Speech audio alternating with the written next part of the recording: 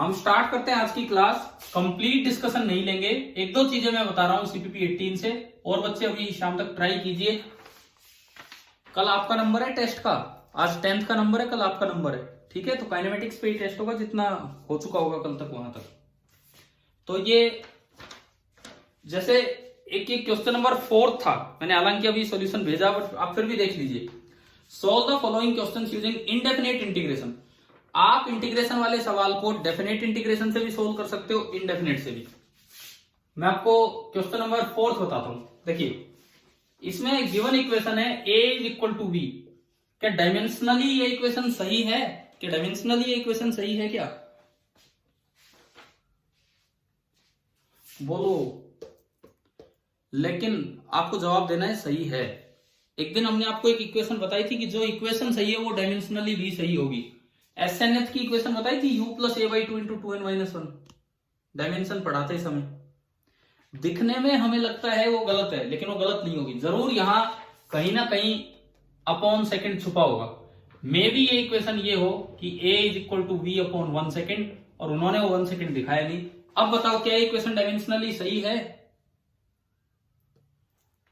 हाँ, तो जो इक्वेशन आपको दे दी और पूछ नहीं रहा आपसे सही गलत है, मतलब वो सही है। सही है तो इसका मतलब उसमें कुछ ऐसे कॉन्स्टेंट्स लगे होंगे। अब देखिए, मैंने हर एक क्वेश्चन के साथ आपको एक लाइन पहले, क्वेश्चन स्टार्ट करने से पहले एक लाइन लिख के दी है, जस्ट एक हिंट के तौर पे, या किस चीज पे फोकस करना है उन बातों पे। तो इसमें एक नई चीज मैं करवा रहा था कि इनडेफिनेट इंटीग्रेशन का यूज कीजिए। तो गिवन जो है, एक तो a बराबर b दे रखा है, और एक इसमें दे रखा है कि t equal to 0, x is 0 and v is 1। ये गिवन है। इनडेफिनेट इंटीग्रेशन से कैसे सोल्व करना होता है, सुनिए। पहली बात, आपको इस क्वेश्चन में लाना था find position as a function of time. हम लाना चाह रहे हैं x, हम x लाना चाह रहे हैं किसी भी तरह as a function of time. पहला काम है x लाना। x कब आएगा? जब आप a को रखते हैं v dv by dx। अगर आप a को v dv by dx रखते हैं तो x आ जाएगा, v से v कट गया और dv बराबर dx। अब मैंने कहा आप विदाउट इंटीग्रेशन भी सोल्व करके दिखाओ। दोनों तरीके आपको आने चाहिए। Integrating both the sides without limit, तो इंटीग्रल dv v होगा, इंटीग्रल dx x होगा, और विदाउट इंटीग्रल, विदाउट लिमिट अगर आपने सोल्व किया तो साथ में c ऐड किया। c को क्या बोला करते थे हम? c को क्या बोलते थे? Constant of integration. अब कुछ इनिशियल कंडीशंस होंगी। v और x में एक बात बता रखी है कि at x equal to 0 v is 1। तो भाई ये इसीलिए है कि c निकले हमारे पास। एट x इक्वल टू 0, ये इसमें आने दो, v की जगह 1 रखा, x की जगह 0 और c। तो यहां से c1 आ गया, इसको वापस पुट कर दो इसमें, तो मेरे पास velocity as a function of position आ गई, v is equal to x plus 1। पहला स्टेप क्लियर हुआ, पहला स्टेप इसका, इस क्वेश्चन का, ठीक है। आप इस चीज को अगर अवॉइड करते, इस चीज को अवॉइड करते तो लिमिट लगाते। कैसे? यहां x पे 0, जब x 0 था तो v कितना था? 1, और किसी भी x पे v होगा। अगर लिमिट लगा के भी करोगे तो भी यही आंसर आना है, बिना लिमिट के करोगे तो c लाएंगे और c की वैल्यू पुट करेंगे तो भी यही आंसर आना है। समझ में आ गया होगा, ठीक है। अब देखो अगला स्टेप, मेरे पास v as a function of x आ चुका है, मेरे पास v as a function of x आ चुका है, और मुझे चाहिए x as a function of time. तो एक ही तरीका है, v को रख दो dx by dt is equal to x plus 1। यहां से 1 upon x plus 1 dx is equal to dt। Again indefinite integration करना है, क्वेश्चन में बोला है कि कैसे भी सोल्व करो, लेकिन इसका यूज कीजिए। अब भाई देखो, वो u वाला मेथड, सब्स्टिट्यूशन मेथड, इसको u मान लो और मत मानो। मैंने तो एक डायरेक्ट बता रखा है, अगर ऐसा कुछ भी है ax प्लस b, तो ax प्लस b का पूरा करके a से डिवाइड कर दिया करो। 1/x का इंटीग्रेशन क्या होता था, मैं यहां लिखूंगा अब इसके बाद। 1/x का इंटीग्रेशन क्या होता था? log x, ln x, log to the base e। x की जगह है x प्लस 1, और किससे डिवाइड करना होता था? जो x का कोफिशिएंट है, x का कोफिशिएंट है 1, उससे डिवाइड करना होता था। और लिमिट तो नहीं लगानी क्योंकि हम इंडेफिनेट इंटीग्रेशन कर रहे हैं। और उधर dt का t, और फिर से कांस्टेंट ऑफ इंटीग्रेशन दूसरा, जिसको c डैश बोल दो, c बोल दो। इसके लिए टी और एक्स में रिलेशन आ गया, अब इसका यूज करो। At t equal to 0 x is 0, at t equal to 0 x is 0, तो log x की जगह 0, नीचे तो 1 है ही, t की जगह 0 प्लस c, ये बचा log 1। log 1 कितना होता है, log 1 कितना होता है बताओ, उधर तो 0 है। अरे log 1 नहीं पता, e की पावर क्या लूं कि 1 आ जाए, 0। हाँ ये होता है तरीका। जैसे कोई पूछे log 8 टू द बेस 2 कितना होगा, log 8 टू द बेस 2, 2 की पावर क्या लेके 8 आ जाए, 3। तो log 1 हमेशा 0 होगा, ये आप याद रखना।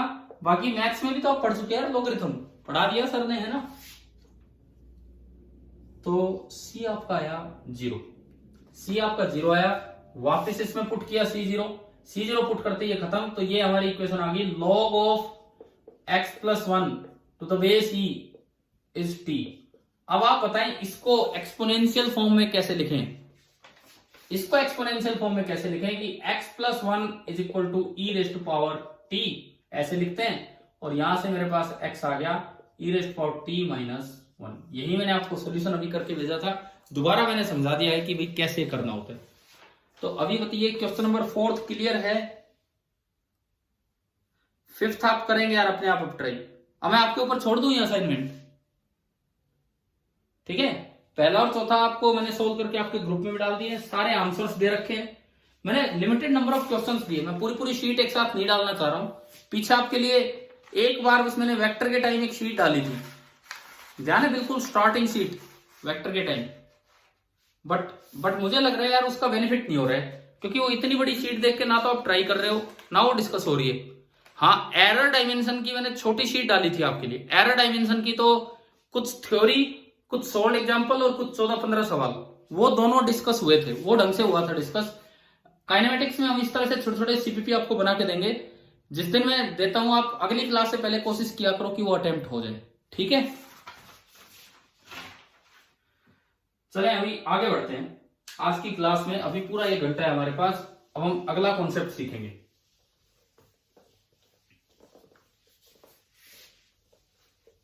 तो काइनेमेटिक्स में हम general equations of motion use करना सीख गए कि जनरल इक्वेशंस ऑफ मोशन में कैलकुलस का क्या यूज है, यानी कि हमें पूरी तरह से न्यूटन और लेबनिज का रोल समझ में आ गया कि काइनेमेटिक्स में क्या था।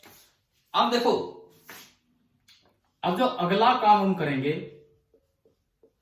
वो हम लेंगे ग्राफिकल एनालिसिस। बड़ा इंपॉर्टेंट काम है ये भी, ग्राफिकल एनालिसिस। इसके लिए बस 2 बातों का ध्यान रखो। सबसे पहली बात, डिफरेंशिएशन का ज्योमेट्रिकल मीनिंग क्या है, बताओ बताएं, डिफरेंशिएशन का ज्योमेट्रिकल मीनिंग क्या है। स्लोप अभी बताऊंगा मैं, ये यूज करेंगे।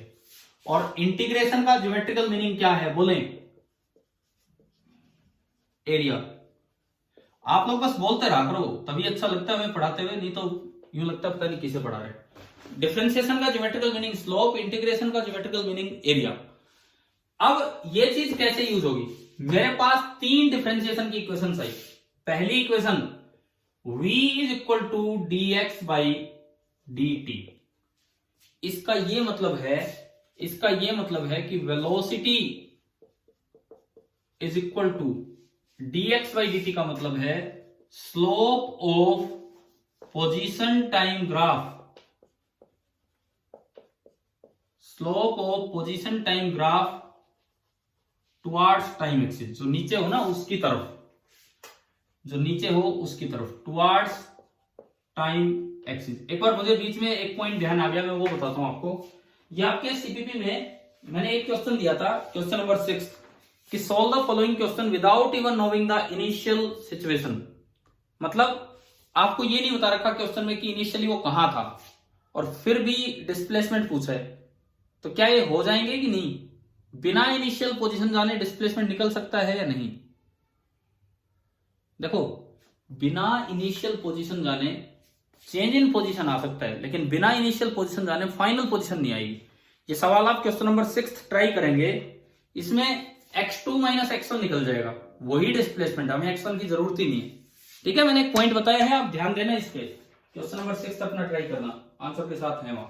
चलिए हम लौट के आते हैं वापस इस काम पे। ये वाला जो सीपीपी था ये भी मैं लिंक कर दूंगा इस वीडियो के साथ भी, अगर किसी को ना मिल पाए तो वहां से देख सकते हैं। Slope of position time graph towards time axis, इसका ये मतलब है कि अगर ये टी एक्सिस है, ये एक्स एक्सिस है, और आपको कैसा भी ग्राफ दिया हो, कैसा भी ग्राफ दिया हो, ये किसी तरह का भी मुझसे पूछे कि भाई t1 टाइम पे वेलोसिटी बताओ, तो मैं क्या करूंगा, ये फॉर्मूला मुझे आइडिया दे रहा है कि अगर आपको t1 टाइम पे वेलोसिटी बतानी है तो आप t1 टाइम पे जाके एक टेंजेंट डाल दीजिए ग्राफ पे, t1 टाइम पे जाके ग्राफ पे एक टेंजेंट डाल दीजिए और उसकी स्लोप निकाल लीजिए टुवर्ड्स टाइम एक्सिस। मींस अगर टाइम एक्सिस के साथ उसने एंगल थीटा बनाया है तो वेलोसिटी एट टाइम t1 आप सीधा बोल सकते हैं tan थीटा। ये पहला मीनिंग हम समझ रहे हैं। ज्योमेट्रिकल मीनिंग आज हम सीखेंगे, जो कल तक जो हमने 3 इक्वेशंस बनाई डिफरेंशिएशन की, उससे 3 इंटीग्रेशन की, आज उनका ज्योमेट्रिकल मीनिंग समझेंगे ढंग से क्या है। पहला पॉइंट आ गया समझने कि वेलोसिटी एट t1 ग्राफ से कैसे निकलेगी। क्लियर? ये बताओ ये वेलोसिटी पॉजिटिव है कि नेगेटिव है, बताओ। ये angle theta less than 90 degree है, तो इसका मतलब फर्स्ट क्वाड्रेंट में वेलोसिटी पॉजिटिव। तो वेलोसिटी पॉजिटिव का क्या मतलब है कि पार्टिकल पॉजिटिव एक्स की तरफ जा रहा है, तो उसका एक्स बढ़ना चाहिए। आप खुद देख सकते हैं अगले समय थोड़ी सी देर के बाद एक्स पहले से ज्यादा है या पहले से कम है, ज्यादा। ये इसका मीनिंग है कि वेलोसिटी पॉजिटिव आने का मतलब पार्टिकल आगे जा रहा है। वेलोसिटी पॉजिटिव आने का मतलब है पार्टिकल आगे जा रहा है। अच्छा यहां बताओ, यहां t2 टाइम पे वेलोसिटी क्या है, t2 टाइम पे बोले, टेंजेंट डाले और कुछ निकाले भाई, इसमें बताओ कुछ। t2 टाइम पे वेलोसिटी पूछे तो आपने टेंजेंट क्यों डाली, 0। ये line parallel to time axis है, तो टाइम एक्सिस के साथ इसका एंगल 0, तो वेलोसिटी एट t2 इज 0। इसका मतलब है कि जरूर वो रुका होगा पार्टिकल। हम 1D मोशन पढ़ रहे हैं, शुरू के कुछ दिन हम 1D मोशन पढ़ेंगे। पार्टिकल, एक मैसेज आ रहा है उस पे भाई आपके कमेंट सेक्शन में, बोले सर 1D को तो बस एक क्लास में फिनिश करवा दो। अरे ऐसे कोई ये 12th पास आउट बैच थोड़ी चल रहा है कि 1D एक क्लास में हम फिनिश करवा दें। आप एक क्लास में नहीं, 10 क्लास लग जाओ, ढंग से एक चीज अच्छे तरीके से समझनी है क्या है क्या नहीं।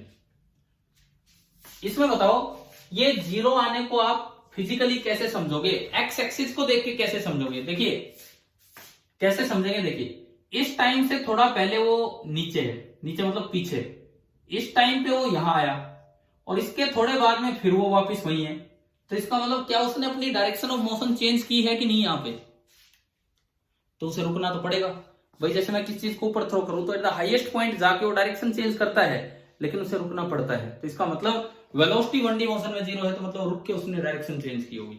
अच्छा फिर मैं अगर कोई और टाइम देखूं t3, यहां अगर मैं टेंजेंट डालता हूं t3 पे मैं अगर टेंजेंट डालता हूं तो देखें आप, इसका एंगल टाइम एक्सिस के साथ ये है थीटा 3 90 डिग्री से बड़ा है, तो velocity eight t3 is tan theta 3 and this is negative.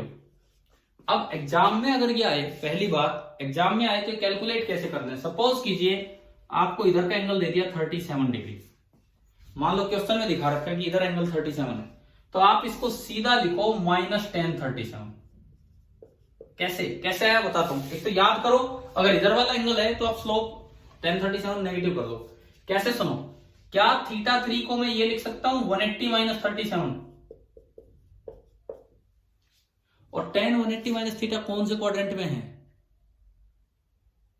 Second में tan नेगेटिव होता है, पॉजिटिव नेगेटिव, और 180 डिग्री पे tan कोट में चेंज होगा या नहीं होगा, नहीं होगा।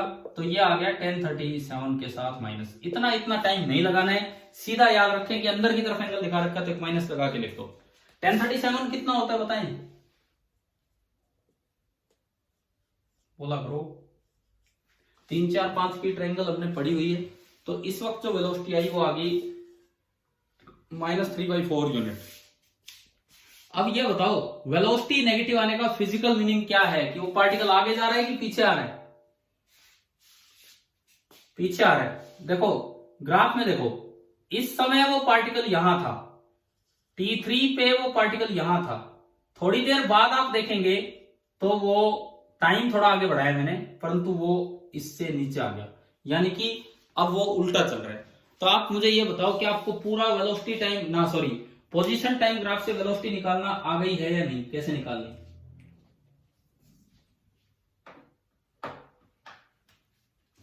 डिफरेंशिएशन में मैंने काइनेमेटिक्स नहीं करवाया, मैं आपको बताऊं, मैंने टर्म्स काइनेमेटिक्स की यूज नहीं की। मैंने डिफरेंशिएशन में क्या करवाया था कि अगर कोई z है और वो dy बाई dx दे रखा है, कोई z dy बाई dx है, तो उस yx ग्राफ की स्लोप आपको ये देगा। अभी हम क्या कर रहे हैं, ये चीज तो हर चैप्टर में बार बार आएगी। मैं आपको जब करंट वाला चैप्टर 12th में पढ़ाऊंगा तो वहां पढ़ाऊंगा i बराबर dq बाई dt, तो फिर कहेंगे कि ये सीखो। डिफरेंशिएशन ने हमें एक जनरल चीज सिखाई थी, जो हम जहां तक हो सकेगा जिस चैप्टर में यूज होगा अप्लाई करेंगे। अभी देखो पूरा पहला ग्राफ ही एनालाइज कर रहे हैं, पोजीशन टाइम ग्राफ, कि उससे कैसे कैसे वेलोसिटी निकलती है, एक बार हम उसी का एनालिसिस कर रहे हैं। इस ग्राफ को हम देख रहे हैं, पोजीशन टाइम ग्राफ को, इसका फुल एनालिसिस कर रहे हैं। देखिए मैं एक्स एक्सिस के अलोंग चलने वाले पार्टिकल की बात कर रहा हूं, पोजीशन टाइम ग्राफ की बात कर रहा हूं। देखो ये टाइम एक्सिस, ये एक्स एक्सिस, आपको ये ग्राफ ऐसा दिया गया यूं, इस तरह से। ये टाइम है t बराबर 0 और ये टाइम है t बराबर t0, और मुझे टेंजेंट एक लाइन तो इससे ज्वाइन करके दिखा दी, डायरेक्ट स्ट्रेट लाइन, ग्राफ नहीं है, ये एक लाइन दिखाइए। ये बोला गया है कि भाई इसने जो एंगल बना रखा है टाइम एक्सिस के साथ 37 डिग्री, और एक लाइन मुझे t0 पे टेंजेंट डाल के दिखाई है, टेंजेंट टाइम एक्सिस की तरफ, इस टेंजेंट का एंगल है 53। ग्राफ ना तो ब्लू लाइन है ना ग्रीन लाइन है, ये जो जा रहा है दिस इज ग्राफ, ये जो ब्लैक लाइन है this is the graph. Position time graph है, t0 टाइम पे ये यहां है, ये इस तरह का कोई आपको सिस्टम दिखा दिया। अब सुनिए, फाइंड, मेरा पहला सवाल, पोजीशन एट टाइम t0, बताएं क्या करें, कैसे बताएं? पोजीशन एट टाइम t0, बोले भाई 37 डिग्री का यूज करें कि 53 डिग्री का? कहां गए 37 डिग्री का? तो बताओ पोजीशन एट टाइम t0 क्या है? बताओ भाई बताओ।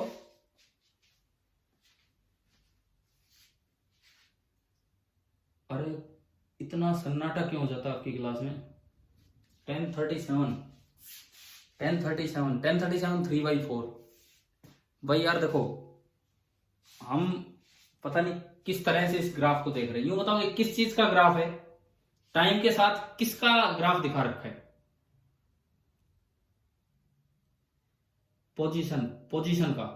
तो पोजीशन आप डायरेक्ट रीड क्यों नहीं करते? ग्राफ में 10 10 10 10 क्यों कर रहे हो? डायरेक्ट रीड क्यों नहीं कर रहे आप देखो t0 टाइम पे ग्राफ पे पोजीशन कितनी है, तो हम हर जगह स्लोप पे ही क्यों चले जाते हैं? आंसर आ गया सीधा x0। क्या सभी को क्लियर हुआ? ठीक है। Second, find velocity at t0। ये कौन सी वेलोसिटी पूछी है? इंस्टेंटेनियस की एवरेज? बताओ। इंस्टेंटेनियस वेलोसिटी होती है dx by dt। dx by dt का मतलब डिफरेंशिएशन, मतलब टेंजेंट की स्लोप। तो बता दीजिए कौन सा एंगल देखूं, 53 या 37?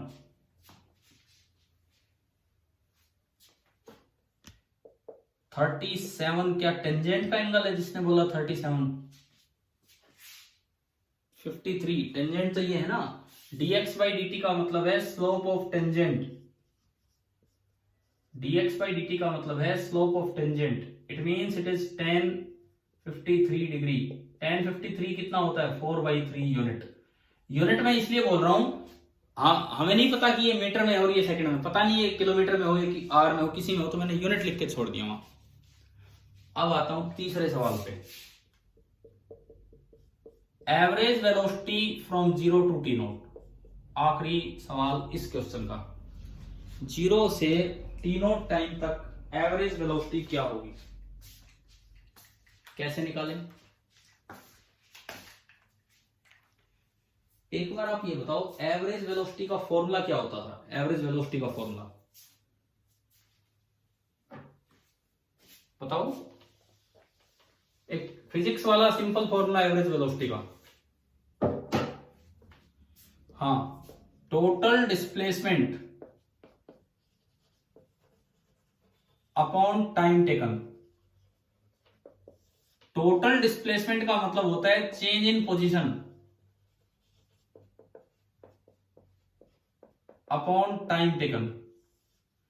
चेंज इन पोजीशन का मतलब है 0 से टी नोट, तो position at t nought minus position at 0 divided by t nought minus 0। अब ग्राफ से रीड करो, पोजीशन एट टी नोट कितनी है? लिखा भी हुआ है यहां एक्स नोट।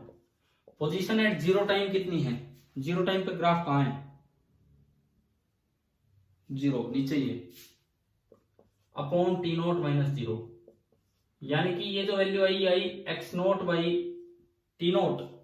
अब x not by t not एक ग्रीन वाली ट्राइंगल से आप देखो, ग्रीन वाली ट्राइंगल से ये पूरी लेंथ है एक्स नोट, ये पूरी लेंथ है टी नोट, ये एंगल है 37। तो क्या मैं tan 37 लिख सकता हूं x not by t note को? तो x not by t note ये आपका हो गया tan 37 डिग्री। और tan 37 कितना होता है? 3/4। तो हमने एक और चीज क्या सीखी वो आप ध्यान दें, बार बार इतना इतना नहीं करेंगे, ये किया ये किया ये किया ये किया फिर वहां गए। अगर किसी एक्सटी ग्राफ से इंस्टेंटेनियस वेलोसिटी पूछी जाए तो आप डायरेक्ट टेंजेंट डाल के उसकी स्लोप निकाल लीजिए। अगर किसी एक्सटी ग्राफ से इंस्टेंटेनियस वेलोसिटी पूछी जाए तो आप डायरेक्ट टेंजेंट डाल के उसकी स्लोप निकाल लीजिए। अगर एवरेज वेलोसिटी पूछी जाए, एवरेज वेलोसिटी, तो अब क्या करना है, इन्होंने दो टाइम दिए, एक 0 और एक टी नोट। ग्राफ में 0 वाला टाइम ढूंढो, ये रहा। ग्राफ में टी नोट वाला टाइम ढूंढो, ये रहा। ग्राफ में उन दोनों को सीधा ज्वाइन कर दो, कोई टेंजेंट नहीं, सेकेंड डाल दीजिए, उन दोनों को सीधा ज्वाइन कीजिए और उस लाइन की जो स्लोप होगी वो आपको देती है एवरेज वेलोसिटी। क्या ये याद होगी? ये बात समझ में आ गई यहां से? मतलब क्या, देखो मतलब क्या है इस बात का, सुनेगा। अगर ये टाइम एक्सिस है, ये पोजीशन एक्सिस है, ग्राफ 0 से शुरू ना हो, कहीं से भी हो, कैसा भी ग्राफ हो, मुझे दो टाइम दिए गए हैं। एक ये टाइम है t1 और एक ये टाइम है t2। बस मुझसे पूछा है एवरेज वेलोसिटी बताओ t1 से t2 तक। तो अभी मैंने क्या तरीका बताया, बताओ क्या करें? एवरेज वेलोसिटी t1 से, ये पॉइंट लो ग्राफ का, ये पॉइंट लो, दोनों को सीधा ज्वाइन करो, सीधा। और उस लाइन ने टाइम एक्सिस के साथ एंगल क्या बनाया? थीटा। इसकी स्लोप आपको क्या देगी? Average velocity. तो average velocity from t1 to t2 it is coming out to be tan theta. क्या ये समझ में आ गया ये वाला कॉन्सेप्ट? ठीक है। अगर मुझसे पूछा होता कि t2 पे इंस्टेंटेनियस वेलोसिटी बताओ, तो मैं क्या करता? फिर मैं अलग काम करता, फिर मैं केवल t2 पे एक टेंजेंट डालता और मान लो इसने एंगल बनाया फाई, तो velocity at t2 is tan phi. समझ में आया कैसे करना है? चलो, पोजीशन टाइप ग्राफ, हमने पहला ग्राफ अपना उठाया पोजीशन टाइम ग्राफ, उसी से हम कुछ चीजें देखते जा रहे हैं क्या क्या बताया जा सकता है।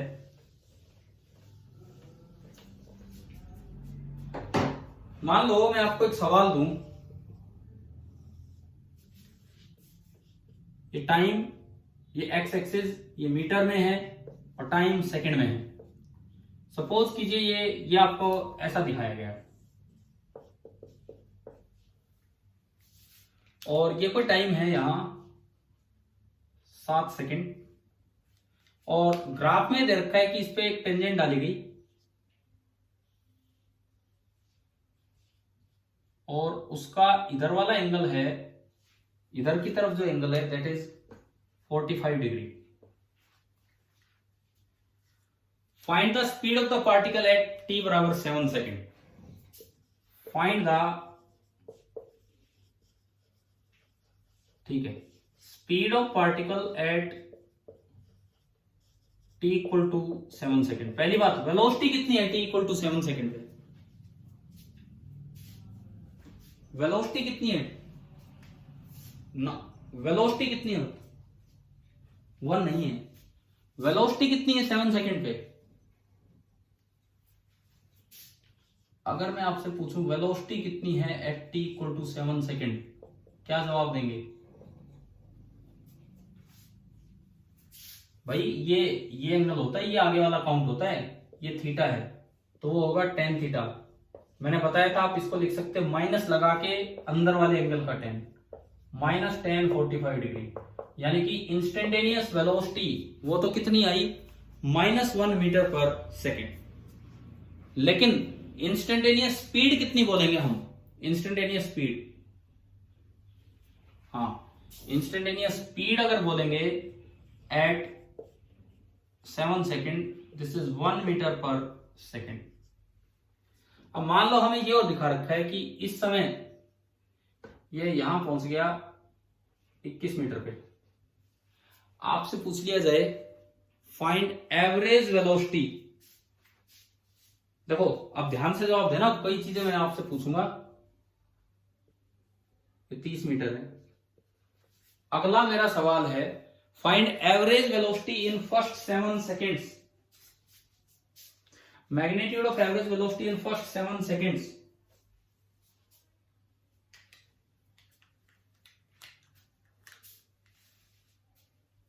देखो मैग्नीट्यूड ऑफ एवरेज वेलोसिटी होता है डिस्प्लेसमेंट अपॉन टाइम।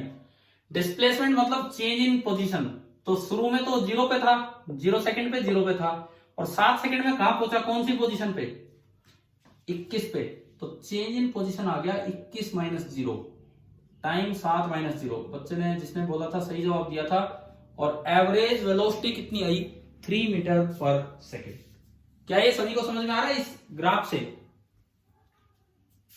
देखो क्वेश्चन में बड़े रेंडम ले रहा हूं, एक कॉन्सेप्ट दिमाग में है भाई, ये सिखाना है आपको। क्वेश्चन कुछ भी आ जाए, ये मत सोचो कि ये तो कोई बुक से उठाए हुए क्वेश्चन है। आप इस तरह करोगे तभी कोई नए सवाल कर पाओगे, तभी नए सवाल बन पाएंगे, तभी आप सोल्व कर पाओगे।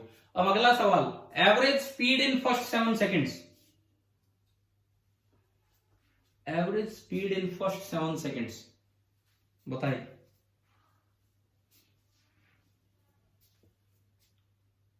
आप बताओ तो फिर, अब मैंने तो ग्राफ दिखा रखा आपको, डिस्टेंस देख के बताओ कि कितना है कितना नहीं।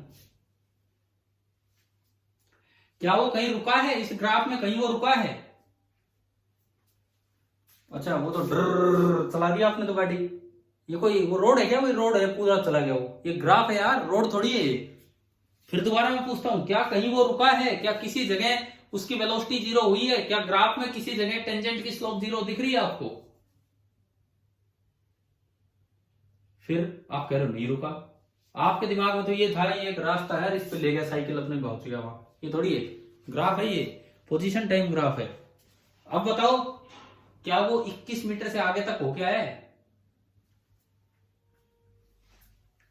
अब देखो इसको एनालाइज करो, इसको एनालाइज करो, एक्स एक्सिस को।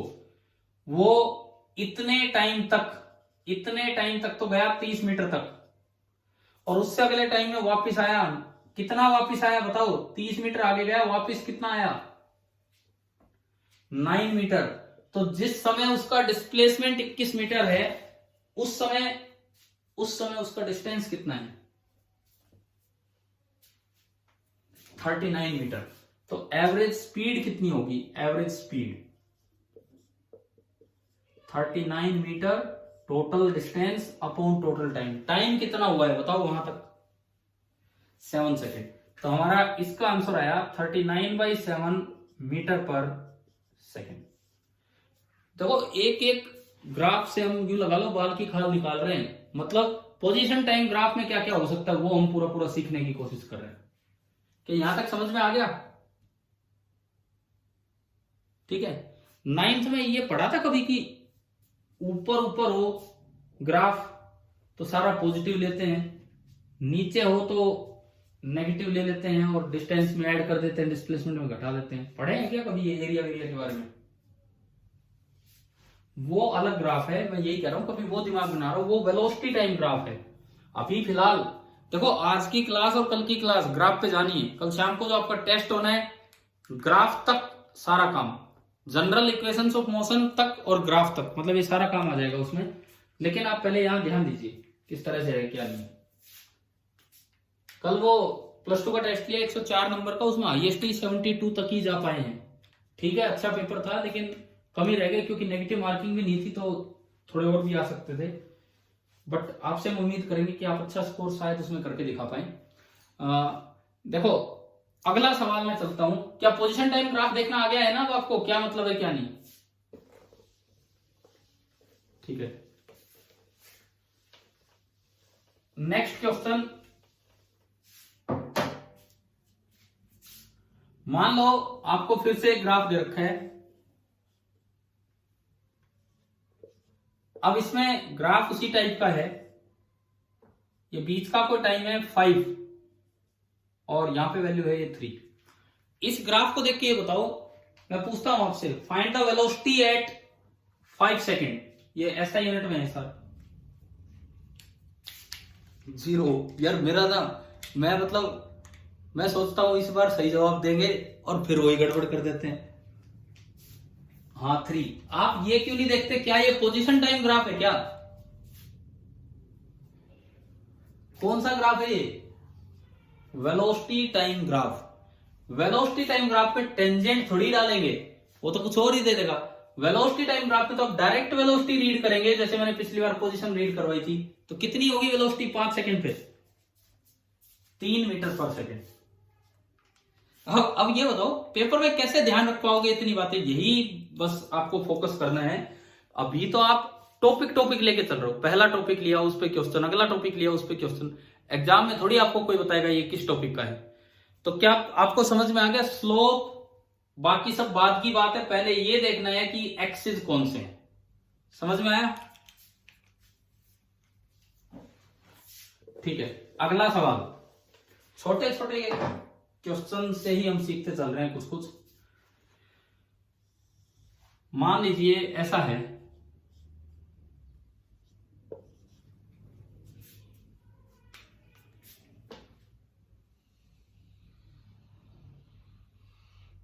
इस तरह का ग्राफ है। 0 सेकेंड, 1 सेकेंड, 2 सेकेंड, 3 सेकेंड,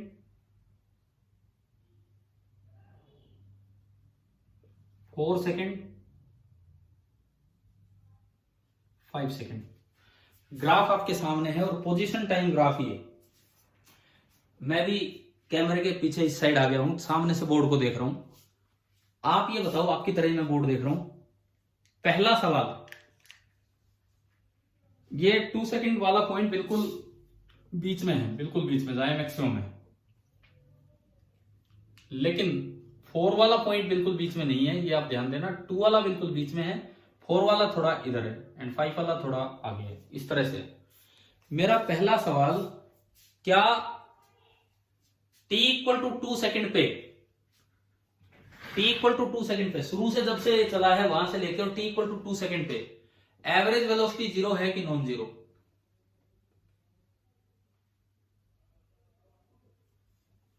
भाई पता क्या हो रहा है, मैं 2 ऑप्शन देता हूं हर बार, जो मैं गलत सोचता हूं वही आप बता देते हो।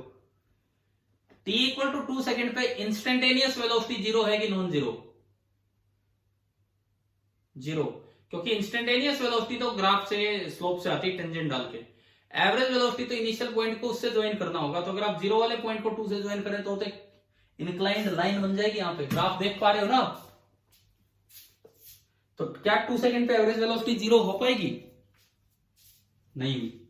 ठीक है, अगला सवाल, 4 सेकंड पे इंस्टेंटेनियस वेलोसिटी नेगेटिव है या पॉजिटिव है? 4 सेकंड पे नेगेटिव, और 4 सेकंड पे एवरेज वेलोसिटी नेगेटिव है या पॉजिटिव है?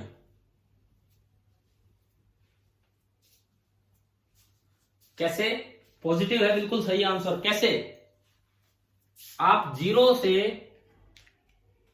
से 4 को ज्वाइन करेंगे, आप 0 से 4 को ज्वाइन करेंगे यूं, तो इस लाइन की स्लोप तो पॉजिटिव है, लेकिन अगर आप 4 पे टेंजेंट डालेंगे तो उसकी स्लोप नेगेटिव बनेगी। तो अब देखना आ गया इस तरह के पॉइंट्स।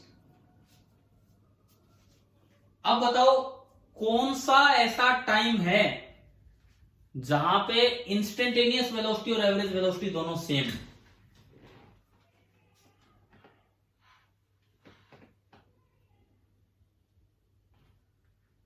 बताइए। 1 सेकेंड वाले भैया 1 पे टेंजेंट डालो, वो कहीं पीछे जा रही है। देखो देखो सुनो, 1 वाले को मैं समझाता हूं। 1 पे टेंजेंट डालेंगे तो कहीं और जाएगी, और 0 से ज्वाइन करेंगे तो अलग लाइन बनेगी। कहां कहां पे ऐसा होगा? अगर मैं कहीं टेंजेंट डालूं और 0 से उसको ज्वाइन करूं, अगर दोनों लाइन सेम बन जाएं तो चांस है कि वहां पे एवरेज और इंस्टेंटेनियस वेलोसिटी बराबर होगी। अब बताएं देख के। 5 पे बिल्कुल सही आंसर। आप देखो ना, 5 मैंने कहा दिया है, 5 ऐसी जगह दिया है कि अगर आप उस पर टेंजेंट डालेंगे, अब ये अप्रोक्सीमेट आंसर है, वो क्वेश्चन आएगा तो उसको मिला के भी दिखा देगा। आप टेंजेंट डाले तो पूरे चांस है कि वो कहां से पास हो, कहां से पास हुआ? 0 से। अब अगर 5 पे इंस्टेंटेनियस वेलोसिटी पूछे तो इस टेंजेंट की स्लोप निकाल लेंगे, एवरेज वेलोसिटी पूछे तो 0 से इसको ज्वाइन करके स्लोप निकाल लेंगे, परंतु लाइन तो सेम ही बनी, लाइन तो सेम ही बनी, तो दोनों की स्लोप भी सेम होगी। तो इसलिए 5 सेकंड एक ऐसा इंस्टेंट है जहां पे जो एवरेज वेलोसिटी थी शुरू से लेके वहां तक, वही उस जगह की इंस्टेंटेनियस वेलोसिटी। क्या ये इस तरह के छोटे छोटे सवाल आपको देखने आ गए हैं? नहीं, 1D मोशन में एक्सटी ग्राफ। देखो हमने पिछले लगभग 15-20 मिनट आधे घंटे में एक्सटी ग्राफ को अलग अलग तरीके से एनालाइज किया है। अब शायद ये बिल्कुल क्लियर हो गया होगा आपको, है ना? अब हम चलेंगे दूसरे ग्राफ पे, अब हम चलेंगे अगले ग्राफ पे। एग्जाम में कोई भी ग्राफ आ सकता है, हम कुछ सिलेक्टेड ग्राफ्स अपने पढ़ के चलते हैं ताकि आप एग्जाम में वो चीज अप्लाई कर सके। देखिए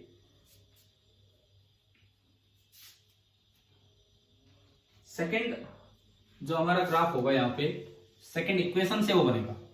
हमारी पहली डिफरेंशियल इक्वेशन थी v equal to d x by d t. Second हमारी डिफरेंशियल इक्वेशन है a is equal to d v by d t. A is equal to d v by d t. बताओ इसका मतलब एक्सेलरेशन किसके बराबर है? Slope of velocity time graph, slope of velocity time graph towards time axis. तो यार लगभग अब वही काम फिर से रिपीट हो सकता है, मैं पूरा पूरा रिपीट नहीं करवाऊंगा। जैसे वेलोसिटी टाइम ग्राफ, जैसे पोजीशन टाइम ग्राफ से वेलोसिटी निकालते थे, ऐसे ही वेलोसिटी टाइम ग्राफ से आप निकाल लेंगे एक्सेलरेशन, बिल्कुल ऐसी। मतलब ये कि अगर आपको वीटी ग्राफ दे रखा है, वीटी ग्राफ मान लो इसी तरह का ग्राफ है, ये t1 टाइम, ये t2 टाइम और ये t3 टाइम। बताओ t1 पे वेलोसिटी पॉजिटिव है या नेगेटिव? पॉजिटिव। t2 पे, t2 पे और t3 पे, t2 बिल्कुल बीच में है, t2 बिल्कुल बीच में है। फिर दोबारा बताओ, वेलोसिटी t1 पे पॉजिटिव, t2 पे और t3 पे T3 पे कैसे कैसे बताओ मुझे, समझाओ T3 पे नेगेटिव कैसे। ये क्या हो रहा है, मैंने कहा समझाओ तो अपना। हाँ। अरे यार सुनो, कोई स्लोप नहीं निकालनी है, कोई स्लोप नहीं निकालनी है। वेलोसिटी टाइम ग्राफ से वेलोसिटी पूछे तो इस एक्सिस को रीड करो, ऊपर अगर ग्राफ है तो वेलोसिटी पॉजिटिव है, और नीचे अगर ग्राफ है तो वेलोसिटी नेगेटिव होगी। तो ये एक्स वाला ग्राफ नहीं है, ये एक्स वाला ग्राफ नहीं है कि पार्टिकल जा रहा था, रुका और मुड़ गया ना।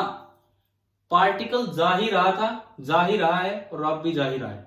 बस फर्क क्या है, पहले उसने एक्सेलरेटर दबा रखा था, देखो पहले स्पीड बढ़ रही है, जा सीधा ही रहे, पहले स्पीड बढ़ रही है कि नहीं। हम बोल देते हैं, मैं एक कॉमन भाषा की बात कर रहा हूं, कहते भाई रेस दे दे, रेस दे दे, बोलते हैं गाड़ी में कि रेस दे रखी है। पता नहीं, हम तो ऐसे यूज करते थे, आपका नहीं पता हमें। अभी अक्सर ऐसा बोल दिया करते थे कि भाई इसने तो रेस दे रखी है, रेस है। इसका मतलब उसने एक्सेलरेटर दबा रखा और उससे गाड़ी आगे बढ़ रही है।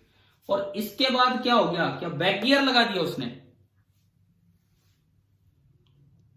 क्या इसके बाद भी गाड़ी आगे ही चल रही है, लेकिन उसने ब्रेक लगा रखे हैं, ब्रेक लगा रखे हैं। आप यूं बताओ, गाड़ी के ब्रेक दबाते क्या गाड़ी पीछे चलने लग जाती है क्या?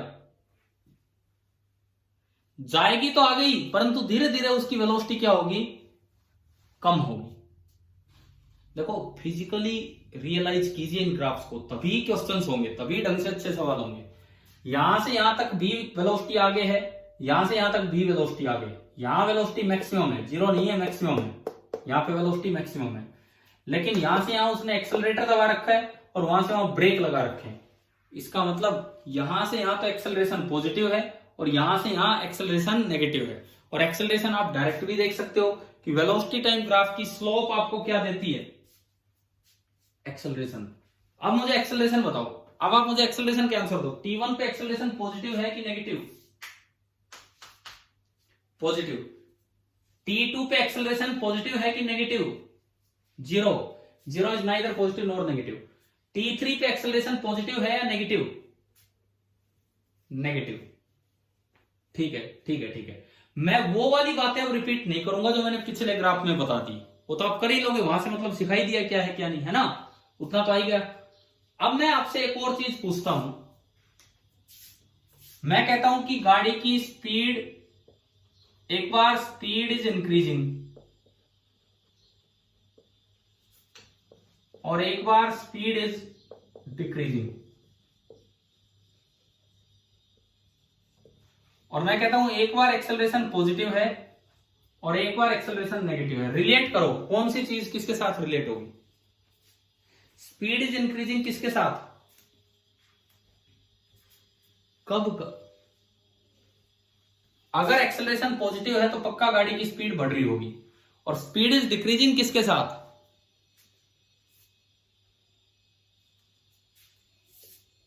अगर एक्सेलरेशन नेगेटिव है तो speed.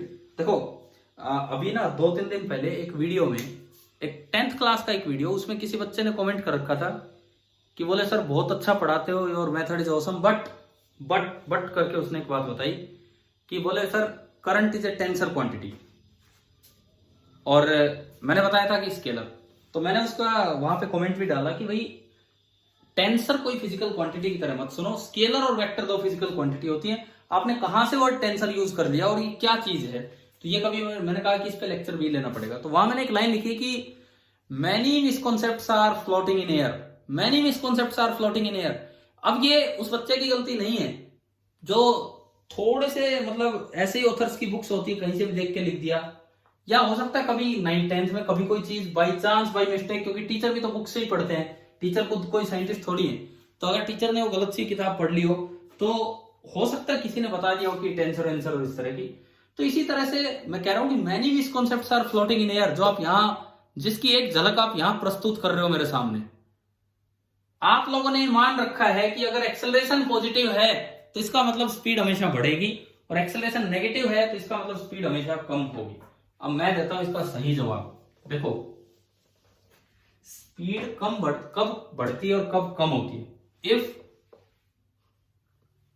Velocity and acceleration have same sign. ध्यान से सीखना, अब छोटे छोटे कॉन्सेप्ट्स हैं जिनसे गलतियां हो जाती हैं। If velocity and acceleration have same sign, either both positive मतलब दोनों आगे की तरफ, और बोथ नेगेटिव दोनों पीछे की तरफ, इसका मतलब होता है कि उस वक्त स्पीड इंक्रीज हो रही है। इसका मतलब होता है कि उस वक्त स्पीड इंक्रीज हो रही है। आप एक एक बात अच्छे से समझो यार, यूं तो आप कहीं से कुछ भी पढ़ लोगे, लेकिन इस तरह से नहीं, एक एक बात ढंग से समझिए। मैं एक बार इसका मतलब बताता हूं। एक फुटबॉल है, आगे जा रही थी तो उसकी वेलोसिटी पॉजिटिव है कि नेगेटिव? मैंने आगे वाले डायरेक्शन को पॉजिटिव माना होगा, बताओ। फुटबॉल आगे जा रही थी तो उसकी वेलोसिटी पॉजिटिव, और मैंने उस पर किक लगा दी आगे की तरफ। किक आगे की तरफ लगाई तो फोर्स आगे लगा कि पीछे लगा? फोर्स आगे लगा। अब सुनो, एक्सेलरेशन की डायरेक्शन वही होती है जो फोर्स की होती है। F बराबर एम ए न्यूटन्स लॉ, वो हमें बताता है कि एक्सेलरेशन हमेशा फोर्स की डायरेक्शन में होती है। तो बताओ, मैंने किक आगे लगाई तो एक्सेलरेशन आगे है कि पीछे है? आगे। अब सुनो, वेलोसिटी भी आगे थी, एक्सेलरेशन भी आगे थी, मेरे किक लगने से उसकी स्पीड और बढ़ेगी या कम होगी? बढ़ेगी। यानी कि जब दोनों पॉजिटिव हैं तो स्पीड बढ़ रही है। अब जी अपनी डायरेक्शन पलटते हैं। बॉल उधर जा रही है तो वेलोसिटी नेगेटिव है या पॉजिटिव? नेगेटिव। पीछे जा रही है, नेगेटिव है। और मैंने किक भी पीछे की तरफ ही लगा दी तो एक्सेलरेशन नेगेटिव है या पॉजिटिव? नेगेटिव। अब आप अपनी कॉमन सेंस से बताओ कि अगर उधर जाती हुई बॉल के मैंने उधर ही किक लगा दी तो उसकी स्पीड बढ़ेगी या कम होगी? इसका मतलब जब दोनों नेगेटिव हैं तब भी स्पीड बढ़ती है। तो क्या आप ये कह सकते हैं कि एक्सेलरेशन नेगेटिव का मतलब है कि स्पीड कम हो रही है? यहां एक्सेलरेशन पॉजिटिव थी तब भी स्पीड बढ़ रही थी, यहां एक्सेलरेशन नेगेटिव थी तब भी स्पीड बढ़ रही थी। तो वो डिपेंड करता है उनके आपस के साइन पे। समझ में आ गया है कि नहीं? ठीक है। अब देखो, ये बातें आपने क्यों की, आपने क्यों बोल दिया एक्सेलरेशन नेगेटिव पे स्पीड घट रही है? इसका कारण बताता हूं। 9th क्लास में कई बार बच्चे ऐसे पढ़ जाते हैं कि भाई जब पार्टिकल को ऊपर थ्रो किया, एक मैं बताता हूं, एक बड़ी कॉमन मिस्टेक जो पढ़ा दी जाती है, पढ़ी जाते कहीं से, जब ऊपर फेंका तो बताओ उसकी स्पीड कम हो रही है कि ज्यादा हो रही है? बोलो। नहीं बढ़ रही है भाई। मैंने ऊपर फेंका एक चीज को, धीरे धीरे वो रुकती है ऊपर जाके। किसी चीज को मैंने ऊपर थ्रो किया तो बताओ उसकी स्पीड कम हो रही है कि ज्यादा हो रही है? कम हो रही है। और जब वो अपने आप नीचे आता है तो उसकी स्पीड, पक्का है ना, पक्का पता है, ग्रेविटी की वजह से उसकी स्पीड इंक्रीज होती है। तो 9th में बहुत बार बच्चे यूं पढ़ के आ जाते हैं कि जब ऊपर जा रहा था तो स्पीड कम हो रही थी तो एक्सेलरेशन नेगेटिव, जब नीचे आ रहा है तो स्पीड बढ़ रही है तो एक्सेलरेशन पॉजिटिव।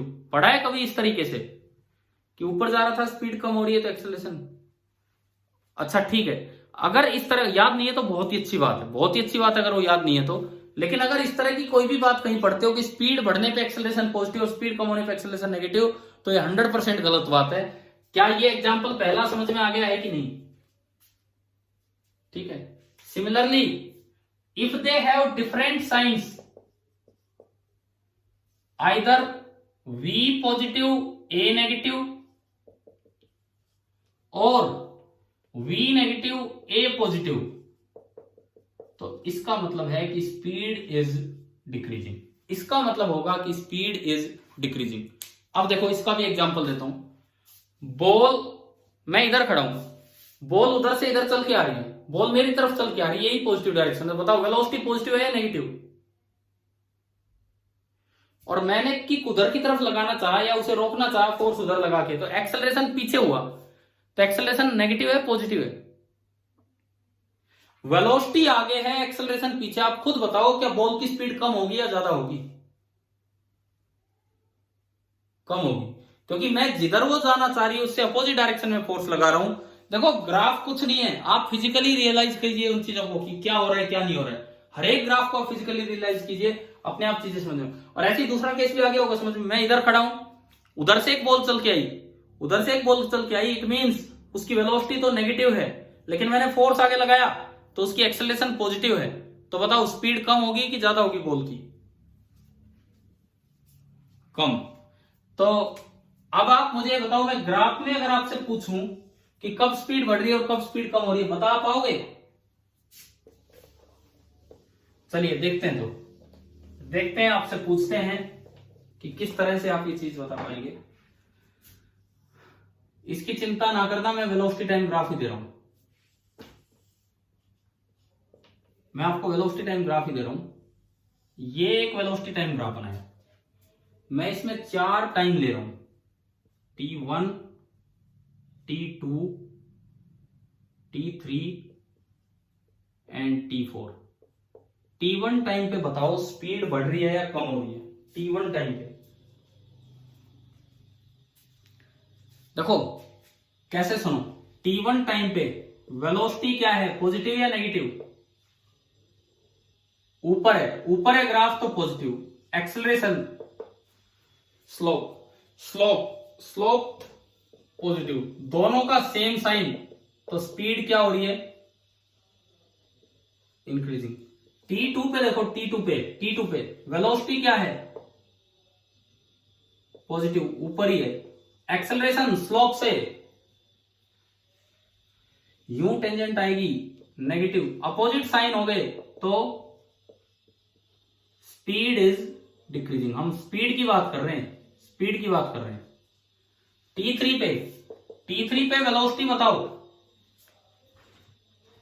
नीचे है, ग्राफ नीचे है तो इसलिए नेगेटिव। और एक्सेलरेशन बताओ, टेंजेंट, टेंजेंट, टेंजेंट। चुप हो गया आप, बताओ। नेगेटिव। भाई इस तरह की जो लाइनें होती है उनकी स्लोप पॉजिटिव हुआ करती है, और जो इस तरह की लाइन होती है उनकी स्लोप नेगेटिव हुआ करती है। तो अगर आप यहां टेंजेंट डालेंगे तो उसने टाइम एक्सिस के साथ ऑब्ट्यूज एंगल बनाया है, तो एक्सेलरेशन नेगेटिव। अब बताओ स्पीड इंक्रीज हो रही है कि डिक्रीज हो रही है? दोनों का साइन सेम है, दोनों का साइन सेम है, तो स्पीड इज इंक्रीजिंग। और आखिरी बताइए T4 पे वेलोसिटी क्या है? नेगेटिव। एक्सेलरेशन, एक्सेलरेशन, तो यहां पे स्पीड क्या हो रही है? क्या हो रही है स्पीड? डिक्रीज। अभी बताओ, क्या एक्सेलरेशन नेगेटिव है तब भी स्पीड बढ़ रही है ना? एक्सेलरेशन नेगेटिव है तब भी स्पीड बढ़ रही है, क्लियर है? और एक्सेलरेशन पॉजिटिव है तब भी स्पीड कम हो रही है। तो खाली एक्सेलरेशन के साइन को देख के आप नहीं बता सकते हैं कि स्पीड बढ़ेगी या स्पीड कम होगी। क्या क्लियर होगी ये बात? अभी देखो, मैं ग्राफ से एक वैसे आपको डायरेक्ट बताता हूं कि कैसे। आपको इतना इतना भी ना करना होता, अगर वेलोसिटी टाइम ग्राफ से ही देखना होता। जीरो की तरफ अगर ग्राफ जा रहा है तो कम हो रही है स्पीड, और जीरो से दूर जा रहा है तो बढ़ रही है। T1 को जैसे ही आप क्रॉस करते हो, T1 को जैसे ही आप क्रॉस करते हो, ये स्पीड जीरो से दूर गई कि जीरो की तरफ गई है? बताओ। T1 को क्रॉस करते जीरो से दूर, मतलब स्पीड बढ़ रही है।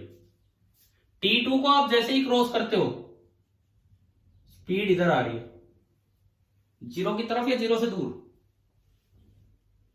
जीरो की तरफ, मतलब स्पीड कम हो रही है, स्पीड कम हो रही है। T3 पे आप हो और T3 से थोड़ा आगे निकले, आप यहां आए तो आप यहां आगे। बताओ ये जीरो की तरफ है या जीरो से दूर है? जीरो से दूर, तो मतलब स्पीड बढ़ रही है। और T4 पे अगर आप देखोगे तो आप ये ग्राफ थोड़ा नीचे उतर रहा है, तो किधर जा रहा है? जीरो की तरफ, यानी कि स्पीड इज डिक्रीजिंग। बाकी आप, हाँ, बाकी इस मेथड से ना करें, जीरो की तरफ जीरो से दूर, कभी कंफ्यूज हो जाए। ये एक आसान मेथड है आपके लिए, जो एक रिजल्ट की तरह आपको सीधा बता रहा है कि वेलोसिटी टाइम ग्राफ से एक्सेलरेशन कैसे निकाली जाती है, कब स्पीड बढ़ रही है, कब स्पीड कम हो रही है। क्या ये पॉइंट आ गया कि नहीं आया समझ में? अब देखो, मैंने आपको 2 इक्वेशंस का ग्राफिकल एनालिसिस करवाया है अभी तक हमने 2 इक्वेशंस का ग्राफिकल एनालिसिस किया है। a बराबर डीवी बाई, ना सॉरी, पहली, अभी एक का और लेंगे। डिफरेंशिएशन वाले तीनों ग्राफिकल एनालिसिस आज ले रहे हैं, इंटीग्रेशन वाले कल। a बराबर, पहली इक्वेशन हमने ली v बराबर dx बाई dt, तो उससे पता लगा कि पोजीशन टाइम ग्राफ की स्लोप आपको देती है वेलोसिटी। यार ये छोटे छोटे पॉइंट्स अपनी कॉपी में नोट कर रहे हो ना आप? छोटे छोटे,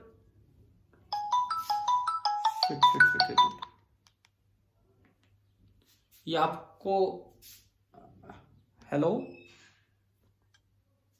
मैं कॉल करता हूँ, अभी मैं एक बार क्लास ले रहा था, बीच में आपकी कॉल आ गई, मैं कॉल करता हूँ आपको वापस। ठीक है, थैंक यू। देखिए, हाँ जी सुनो, इधर सुनो, मैंने दो आपको इक्वेशंस बताई, अभी मैं बात कर रहा था, ये भी आपको सुन रही थी क्या पूरा पूरा बीच में?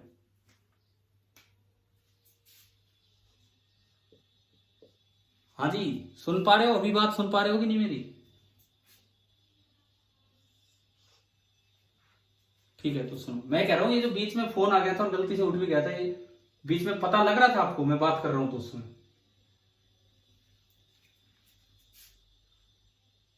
ठीक है, कोई नहीं। देखो तो, a बराबर डीवी बाई डी टी ना, पहली इक्वेशन हमने ली v बराबर D x by d T, इससे पूरा एनालिसिस देखा 15 मिनट, 15 मिनट लगभग ये देख लिया, 15 से ज्यादा। अब तीसरी डिफरेंशियल इक्वेशन कौन सी है उसको और एनालाइज कर लेते हैं, आज का जो बचा हुआ टाइम उसमें क्या थी थर्ड इक्वेशन बताओ? v into d v by d x. इस इक्वेशन को ऐसे देखिए, a by v is equal to d v by d x. इसका क्या मतलब है? Ratio of acceleration to velocity. यार एक बड़ा इंपॉर्टेंट रिलेशन जो हो सकता है ना भी याद रहे, क्योंकि ये दो तो याद रख लेते हैं सीधा सीधा, वो कई बार क्वेश्चन में फंसा जाता है इसी। Ratio of acceleration to velocity, this is given by slope of velocity position curve. D v by d x का क्या मतलब है? डीवी बाई डी एक्स का मतलब वी एक्स ग्राफ की क्या स्लोप है। तो ये एक हिडन सा रिजल्ट होता है। वैसे तो बच्चों को तीनों ही पढ़ने चाहिए, परंतु डिफरेंशियल इक्वेशन तो तीन होती हैं, ग्राफिकल रिजल्ट तो दो के याद करके चले जाते हैं केवल, क्योंकि यूं दिमाग में रहता है ना, इससे वहां पहुंचा, इससे वहां पहुंचा, हो गया जी पूरा। तो एक और भी तो रिलेशन है, दो बार में ही थोड़ी। तो एक बड़ा अच्छा रिजल्ट है कि ratio of a by v acceleration to velocity this is equal to slope of velocity position curve. देखते हैं कैसे। देखिए, ये x है, ये v है। अब ध्यान से देखना एक क्वेश्चन, अच्छे सवालों में गिनती हो सकती है इस सवाल की। मान लीजिए आपको ये कोई पॉइंट दिया है, x बराबर 2 मीटर, यहां वेलोसिटी दे रखी है 4 मीटर पर सेकेंड। साथ ही साथ मुझे ये दिखाया है कि अगर मैं यहां टेंजेंट डालूं तो उसने एंगल बना रखा है 37 डिग्री। ये एक वेलोसिटी पोजीशन ग्राफ है और ये उसमें एंगल दे रखा है इस तरह से, और मुझसे पूछा यह है कि find the acceleration of particle when it is at x equal to 2 metre. तो आपके सामने एक रिजल्ट है, वो आपको नहीं पता होता तो आप ये मुश्किल से ही सोल्व कर पाते, लेकिन अब बताओ ये क्या आंसर होगा, ट्राई कीजिए इसको।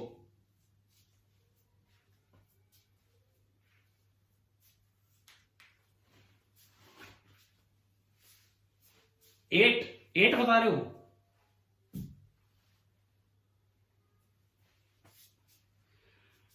कैसे कैसे किया?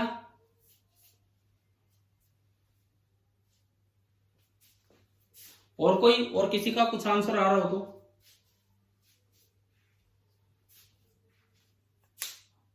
अच्छा, तो दोबारा देख लो, दोबारा बता दो कि क्या आ रहा है।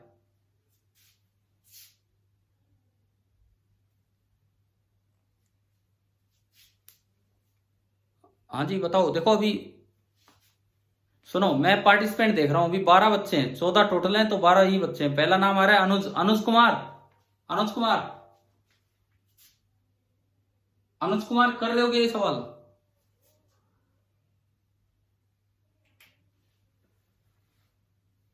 हाँ जी अनुज कुमार,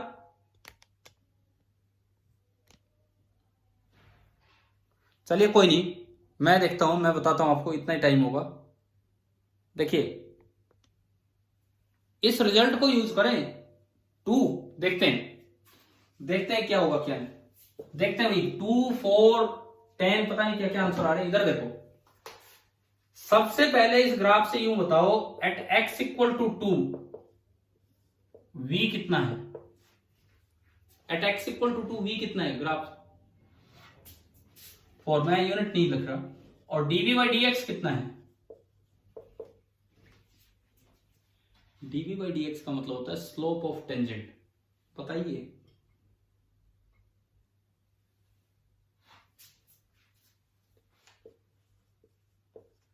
कितना है, 1037 डिग्री। 1037 कितना होता है, 3/4। तो मुझसे ए पूछा है, तो ए का मुझे तो फॉर्मूला ही याद है, मैं चीज तरह ना याद रखूं, उसको उस तरह याद रखूं, v into d v by dx। ठीक है, v कितना दिख रहा है, at x equal to 2 v कितना है 4, और dv बाई dx कितना है, तो आंसर आ गया 3 मीटर पर सेकेंड स्क्वायर। आप बताओ कैसे कैसे ग्राफ से ये मतलब निकाले जाते हैं डिफरेंशिएशन के, तो क्या ये ग्राफिकल एनालिसिस डिफरेंशियल इक्वेशंस का समझ में आ चुका है या नहीं। ठीक है, इंटीग्रेशन वाली तो कर लेंगे हम। भैया आखिरी सवाल बता दो, इसमें कोई डाउट है क्या किसी को अभी। ठीक है, इंटीग्रेशन वाले तो कर लेंगे हम, लेकिन एक और सवाल मैं लास्ट इसी पे लेता हूं, इसी पे नहीं मतलब किसी पे भी, जितने भी आपको दिखाए गए हैं इनमें, मान लो एक्सटी ग्राफ है और आपको दो ग्राफ दे दिए, ये ए ये बी, ये 30 डिग्री ये 60 डिग्री, बताओ किसकी वेलोसिटी ज्यादा है, ए की या बी की, किसकी वेलोसिटी ज्यादा है। एक्सटी ग्राफ से वेलोसिटी कैसे निकालते हैं, एक्सटी ग्राफ से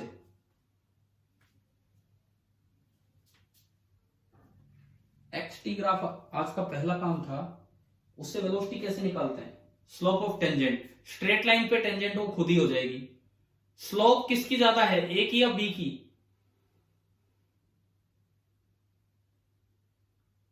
स्लोप उसकी ज्यादा होगी जिसका एंगल बड़ा होगा। बताओ एंगल ए का बड़ा है या बी का। नहीं यार, हर बार गलत जवाब क्यों दिया जा रहा है। स्लोप किस साइड देखते हैं ये बताओ, एक्स एक्सिस की तरफ या टाइम एक्सिस की तरफ। टाइम एक्सिस, एक्स की तरफ थोड़ी देखते हैं। अरे आपको ये नहीं दिख रहा, मैंने इसमें क्या चेंज कर दिया है, इधर एक्स है और इधर टी है, तो बी का एंगल तो ये माना जाएगा बी का, और ए का एंगल ये माना जाएगा टाइम की तरफ, तो बी का एंगल तो केवल 30 डिग्री बचा और ए का एंगल बचा 60 डिग्री।